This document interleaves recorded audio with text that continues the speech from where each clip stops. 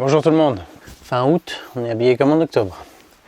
Bon, ça y est, je peux vous faire un retour sur tous les travaux que j'ai fait sur ce train arrière de BMW E91. À savoir, les amortisseurs arrière, défauts qui étaient en contre-visite au contrôle technique, déséquilibre trop important alors qu'ils avaient que 50 000 km. Remplacement du pont qui a engendré un remplacement de cardan, qui a engendré un remplacement de roulement et beaucoup de galères, de souffrances, mais beaucoup d'apprentissage surtout. Alors déjà, commençons par le commencement.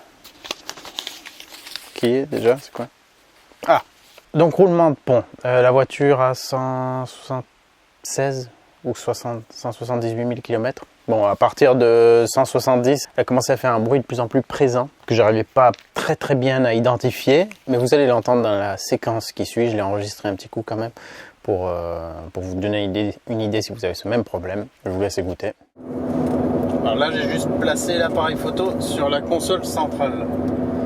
Comme ça, sur la coudoir, là, comme ça, vous devriez avoir une bonne idée du son que j'entends moi, qui pour moi est un bruit de roulement de pont, je l'espère, parce que sinon, si je change le pont et qu'il y a toujours ce bruit,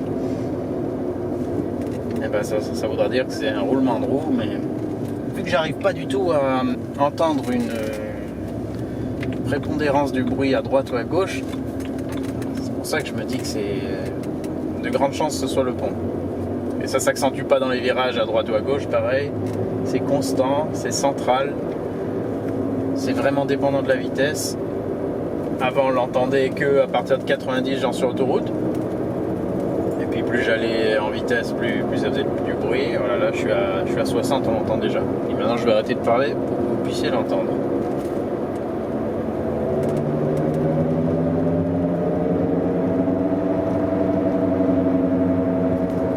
Si je débraye, ça change rien. Là je débraye.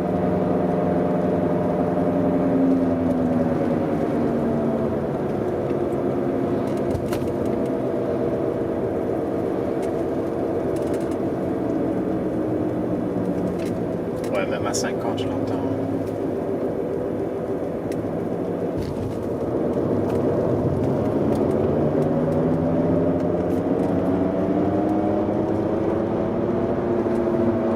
À 100.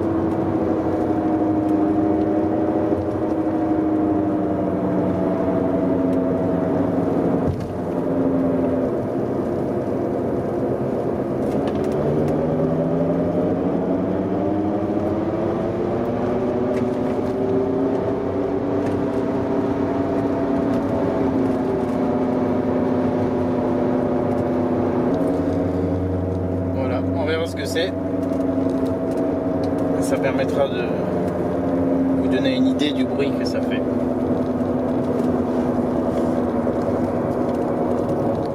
Voilà, donc bruit qui s'est aggravé, qui était de plus en plus fort et qu'il fallait traiter, mais j'avais aucune confirmation d'un professionnel ou quelqu'un qui s'y connaît bien pour m'affirmer que c'était bien le pont.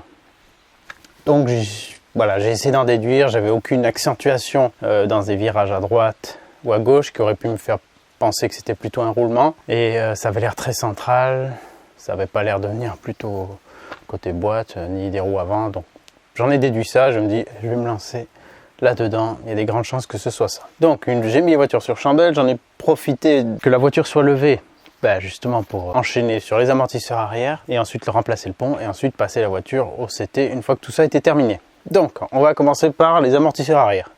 Eh bien, aucun problème. Elle est passée au CT. Si vous n'avez pas vu dans la vidéo, c'était pas les amortisseurs qui étaient en cause, c'était la coupelle métallique qui faisait office presque de butée supérieure, que je n'avais pas remplacé la fois d'avant puisque j'avais commandé tout un kit avec les mousses, les coupelles d'amortisseurs, les crocs et tout ça. Mais il n'y avait pas ces coupelles dans le kit que j'avais commandé, donc je les ai pas remplacées. Je les ai remontées, c'était déjà un peu rouillé, mais bon, voilà. Et il y en a une des deux qui s'est complètement bouffée et donc ça pouvait passer au travers. C'est la mousse qui a encaissé l'amortissement et forcément il y avait un déséquilibre.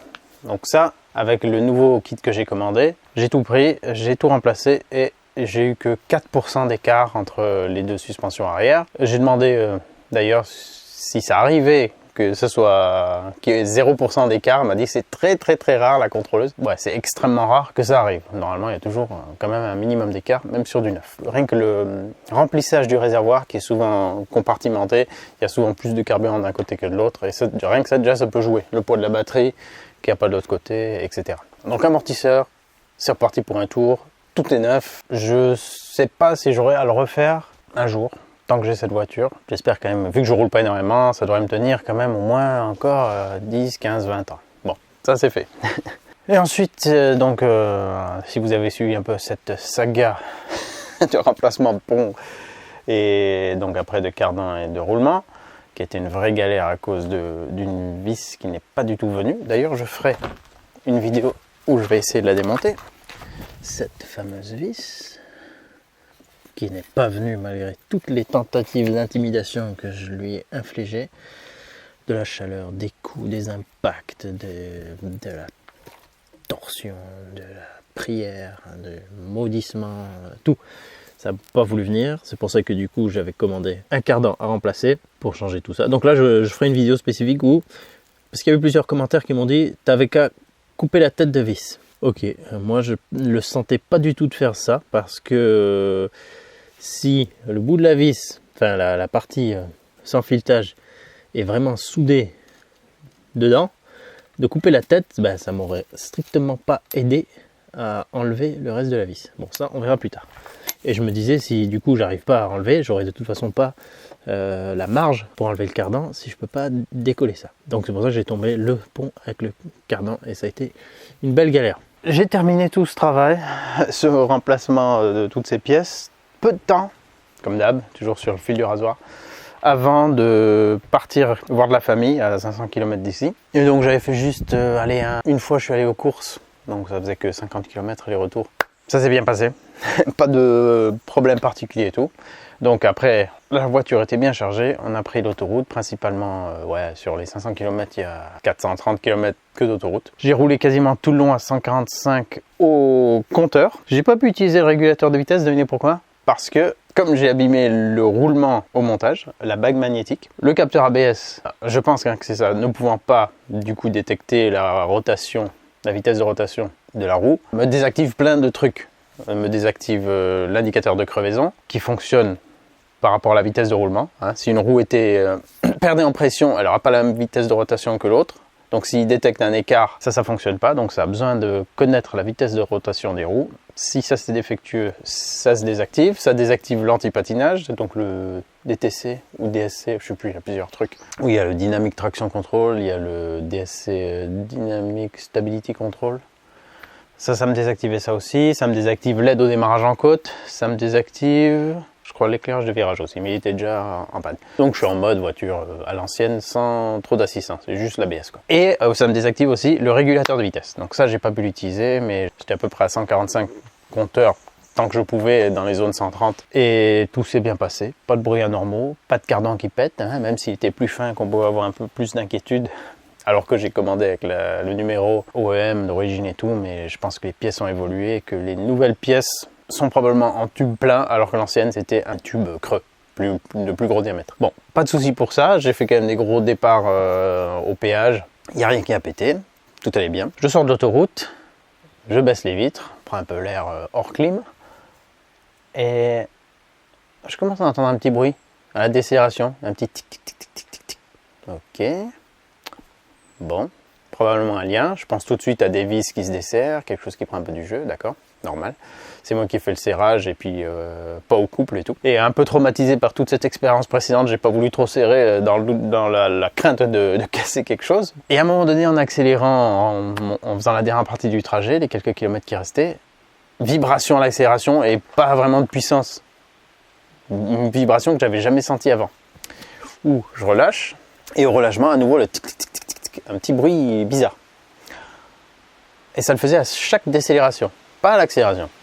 Comme si quelque chose était en contrainte et que ça bloquait, et dès que c'était plus vraiment en contrainte, le petit bruit pouvait se faire entendre à nouveau. On arrive à bon port. Première chose que je fais, tout ça par terre.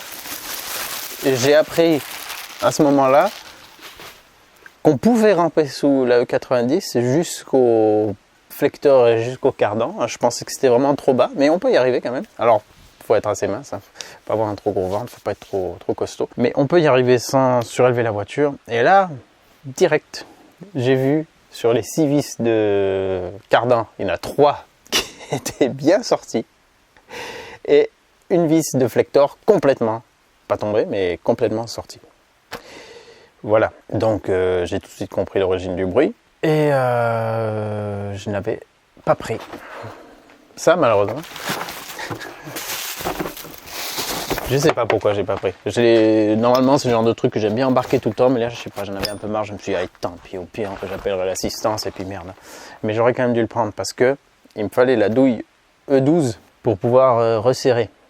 Donc, je l'avais pas. Et on n'était pas longtemps sur place. J'allais pas faire 50 000 magasins. Je suis allé dans le magasin de bricolage le plus proche que j'avais. J'ai vu sur leur site qu'ils avaient, soi-disant, douille E12.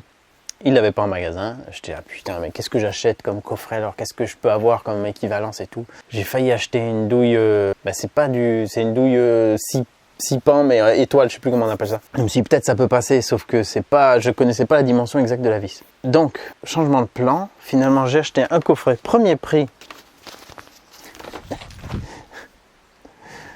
de clés plates, comme ça. Et il y en a une qui passait parfaitement sur mes vis de cardan. Alors, pas celle d'origine, parce que vu que j'ai changé qu'un de cardan, elles n'avaient pas les mêmes tailles de vis. Il y en a une, c'était, je crois, du 10 et l'autre, c'était du 9. Il est où d'ailleurs? Bien sûr, j'avais testé en tout premier de resserrer avec ma petite pince Knipex Cobra XS, qui m'a déjà sauvé la mise à plusieurs reprises. J'en ai parlé dans d'autres vidéos. Mais trop dur d'accès, et puis c'est pas des vis qu'on peut vraiment bien saisir, et j'avais pas envie non plus de bousiller la tête. Ah, voilà celle qu'il m'a fallu. Et donc je les ai essayées toutes dans le coffret. Ah, mais là ça va pas parce que c'est celle d'origine. Voilà, je peux pas vous montrer par rapport à... Si, je vais prendre une autre. Donc là, pour celle d'origine, j'aurais pu le faire avec du 10. Et là, vous voyez, en 12 pans, donc j'ai pris le premier prix clé plate, mais en 12 pans. Parce que ça me permet de me mettre dessus. C'est pas terrible, on n'a pas la parfaite prise. En plus, on est sur du vraiment premier prix, hein, moulé à la louche. Mais ça m'a permis de faire un resserrage. Alors, j'ai pas beaucoup de longueur, mais j'avais pas beaucoup de marge non plus. Donc, j'ai fait un premier resserrage comme ça, de tout.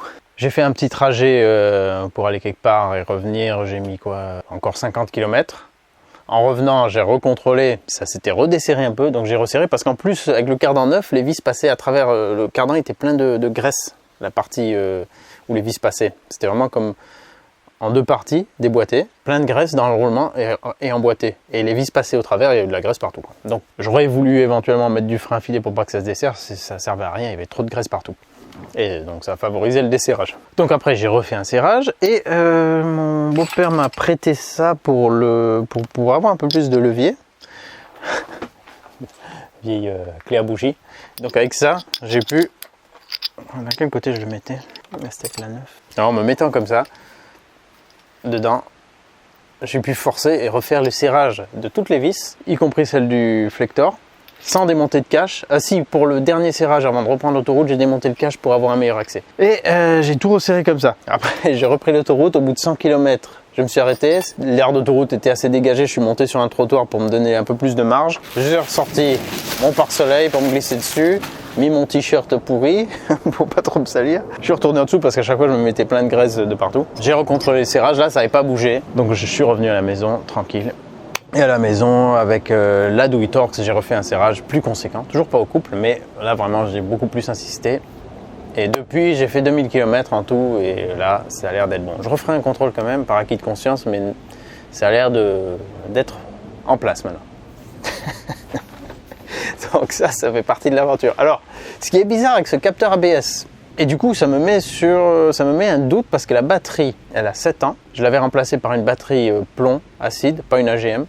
Premier prix, une batterie Tech 9 100 balles de capacité équivalente, mais voilà, la moins chère que j'ai pu trouver. Et 7 ans, c'est quand même pas mal hein, pour une batterie premier prix. Et comme j'ai déjà évoqué et expérimenté, dès que la tension baisse de trop sur ce véhicule, il y a plein de trucs qui déconnent, y compris tout ce qui est ESP, anti-patinage, aide au démarrage en côte, régulateur de vitesse, plein de trucs qui se mettent hors service pour genre préserver la batterie pour le démarreur et puis tous les autres trucs vitaux. Donc, je sais que c'est un phénomène qui peut arriver avec une batterie faible. La batterie est faible, mais en même temps, j'ai abîmé mon roulement, donc ça serait totalement logique, enfin la bande magnétique, ça serait totalement logique que ça déconne aussi. Mais ce qui est bizarre, c'est que plusieurs fois, ça me l'a fait. À un moment donné, sur l'autoroute, pendant des dizaines de kilomètres, le voyant s'est pas du tout allumé, comme si tout allait bien. Donc, je sais pas, alors ça me fait penser à la batterie. Et pourtant, il se redéclenche très souvent, et très souvent quand je tourne. Dès que par exemple, s'il n'était pas déclenché, je fais un trajet normal et d'un coup, je sais pas, je ralentis, je braque, je me mets dans une place de parking où je tourne vraiment. Là, il se redéclenche. Le voyant s'allume. DSC en panne, ok, bon, voilà. Bon, ça m'a pas posé problème. Elle roule très bien, j'ai pas senti de bruit suspect, j'ai fait de fortes accélérations, pas de problème. De bons freinages, pas de souci. Alors le pont que j'ai monté, c'est un pont d'occasion, d'une même version, 330i de 2006, même année, même pont, même rapport, sauf qu'elle avait 200 000, la voiture sur laquelle le pont a été prélevé. Donc j'étais pas non plus hyper confiant quand je l'ai acheté. J'ai acheté un Pro, une garantie 2 ans dans le truc. Mais j'entends qu'il a quand même un petit bruit de roulement. C'est normal, il est pas neuf. Je me doutais, ça n'a rien à voir avec ce que c'était avec le mien de pont d'origine. Mais il y a quand même un petit bruit, donc je pense que ça va s'accentuer et qu'il va suivre le même chemin. De toute façon, je m'y attendais. Et comme j'ai envie de refaire celui-ci à neuf, si j'y arrive, eh ben, l'idée c'était de remplacer. Alors du coup, je sais pas du tout si en garantie, je peux dire ouais, mais attendez, il fait du bruit. J'en sais rien du tout. Mais voilà. Alors ça n'a rien à voir avec avant, mais je sens quand même qu'il y a des petits bruits. Mais une fois de plus, est-ce que maintenant que j'ai plus le gros bruit de pont, est-ce que j'aurais pas peut-être un bruit de roulement aussi? Alors il y en a un qui est neuf, mais que j'ai déboîté, ouvert par mégarde avec les mauvais outils au moment de l'assemblage. Mais normalement, j'ai pas perdu de graisse, j'ai pu le remboîter et tout va bien. Mais donc, je pense pas que ce soit lui. Peut-être c'est celui de l'autre côté, le roulement de roue, qui se met à faire un peu de bruit aussi. Peut-être c'est autre chose, je sais pas. Mais voilà, c'est pas exemple de bruit. Alors, il y a un truc que je voulais vous dire aussi, un phénomène un peu bizarre, et je sais pas à quoi exactement ça peut être lié. Donc j'en ai profité bien sûr pour changer le flector aussi. Quitte à faire tout ce boulot et tout démonter, j'ai remplacé le flector côté pont, pas côté moteur. Il n'était pas d'ailleurs, il n'y avait aucun jeu. Il commençait à être un peu craquelé, mais comment on pourrait dire, les trous où passent les vis n'étaient pas libres dans le caoutchouc, là où il peut vraiment y avoir des à-coups. Donc je pense qu'il faisait encore son travail. Et un phénomène que j'ai, vous allez peut-être pouvoir m'aiguiller, c'est que à 130, ça me le fait pas avant, ou c'est pas assez perceptible, mais à 130, si j'accélère, pas de vibration, mais si je relâche le pied, j'ai une vibration que je sens, voilà, sans freiner, hein, juste relâcher le pied, je sens une vibration. Donc on le sent bien quand c'est en descente, que je suis juste en frein moteur, roue libre, enfin pas roue libre, quand je suis en vitesse en prise, et là, ça me fait vibration. Si je débraye, c'est pareil, j'ai une vibration à 130, et quand je relâche le pied. Et au-dessus, si je vais plus vite et que je relâche, ça me le fait, je crois que ça me le faisait moins ou pas. Mais vraiment à 130, en accélérant rien, en relâchant, vibration. Comme si quelque chose tournait de manière un peu ovale. Donc est-ce que ça serait sur l'arbre de transmission? Est-ce que c'est le palier intermédiaire? Est-ce que c'est le flecteur côté boîte? Est-ce que c'est... Je sais pas ce que ça peut être d'autre. Mais j'ai ce phénomène. Je pense que c'est sur l'arbre de transmission. Et je l'avais déjà avant, hein, avant de changer tout ça. Donc c'est pas quelque chose que j'ai créé comme problème. Mais en tout cas, ça n'a pas été résolu par le remplacement ni du pont, ni du cardan, ni du flector. Voilà. Alors je sais que je crois l'arbre de transmission, au milieu il y a un palier. Est-ce que lui il peut prendre du jeu? C'est peut-être ça. Peut-être ça à remplacer, à voir. J'ai ça. Et dernier phénomène que j'avais déjà ressenti aussi avant, je me demandais si ça venait pas de mes roues hiver, mais c'est pas le cas, ça me le fait pareil avec les roues été. C'est au freinage, sur des gros freinages, donc je le sens surtout sur autoroute. Freinage appuyé. Si je freine pas franchement, j'ai une vibration. Il est là, toi. Ça va. Elle a bien grandi, hein, si vous l'aviez vu, tout chaton. Oh oui, tu as bien grandi, toi. Oh là là. Oh là là.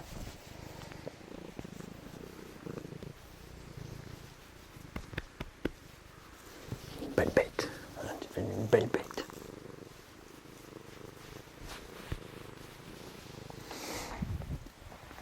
Et ça, je sais pas trop de quoi ça peut venir. Je sais que vous allez me dire disque voilé, mais je vois pas pourquoi ils seraient voilés. Ils sont pas très vieux, ils sont pas beaucoup de kilomètres. Et ça me le fait... Si c'était voilé, normalement, je devrais le ressentir dès que je commence à mettre un peu de pression. Je devrais commencer à sentir une vibration. Sauf que si je freine légèrement, ça le fait pas. Si je freine fort, ça le fait pas. C'est un espèce de freinage intermédiaire, mais quand même assez soutenu. Là, j'ai une vibration dans le volant, assez désagréable et vraiment selon la pression que je mets, ça peut être bien agité. Alors est-ce que j'ai un jeu dans un triangle avant, dans quelque chose? Je dois avoir du jeu certainement, hein, dans le train avant quelque part, je pense, pour que ça engendre cette vibration. Mais je pense pas aux freins. Peut-être, hein, mais ça se voit quand même pas si facilement les freins. Enfin, là j'ai des disques et plaquettes ATE, des power discs et des plaquettes céramiques ATE que j'avais déjà avant, et quand je les ai remplacés, je l'ai trouvé très bien, j'ai remis ça et ça m'allait bien. Voilà, donc si vous avez des suggestions à ce sujet, n'hésitez pas à me les soumettre. Et je pense que si j'ai un jeu dans une biellette, une rotule, quelque chose à l'avant, peut-être sur un freinage, du coup si elle n'est pas vraiment en appui, et ça peut bouger et engendrer cette vibration. Et puis si on insiste, genre ça se cale et ça le fait plus. Hein, c'est une déduction que je fais, mais c'est peut-être pas ça du tout. Voilà, bon, en tout cas, voilà le retour sur mes aventures, donc avec le roulement que j'ai abîmé, mais que je ne sais pas clairement si le capteur ABS est défectueux. Je vais bientôt, je pense, changer la batterie parce que je crois qu'elle faiblit trop. Elle commence à me déclencher trop de trucs, de voyants, trop fréquemment. Quand j'aurai remplacé, normalement, tous ces problèmes de voyants devraient rentrer dans l'ordre. Donc si je continue d'avoir le problème de DSC en panne, je saurai que ça vient du roulement. Et donc je pourrais rechanger le roulement en faisant l'appui correctement et pas sur la bague comme j'avais utilisé le mauvais embout et tout. Enfin, la mauvaise douille de presse là pour l'insérer. J'ai appris ça. Donc je le remplacerai au pire. Pour le cardan, pour l'instant, pas de souci, on verra bien. Là, le dernier trajet, j'ai aussi fait des bonnes accélérations, voiture chargée à bloc avec le coffre de toit, route de montagne et tout, voiture blindée. Pas de problème.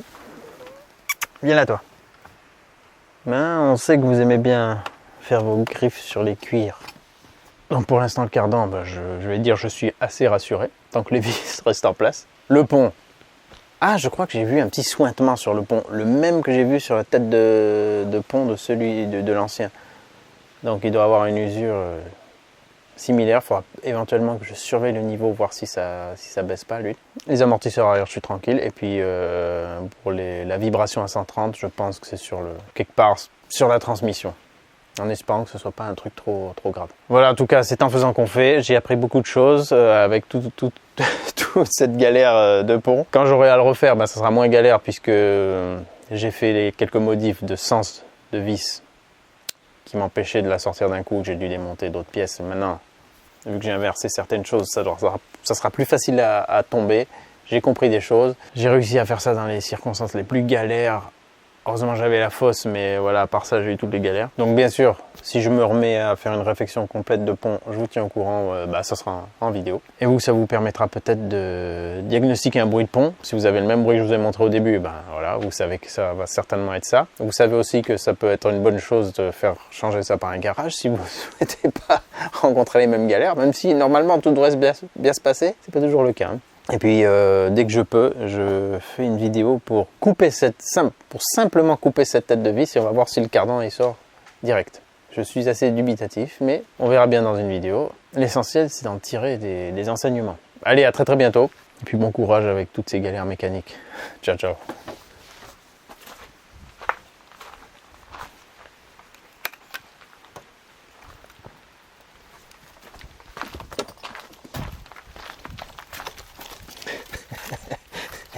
Ah, ça va. C'est pas ta farouche. Clarky, viens là. Bah oui, c'est terrifiant, c'est terrifiant. Maintenant,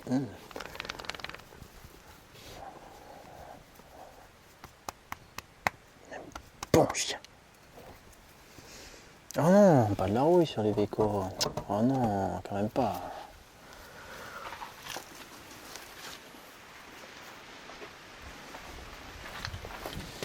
Voilà, la bague magnétique, ça c'est l'ancien. C'est cette bague que j'ai abîmée au remontage.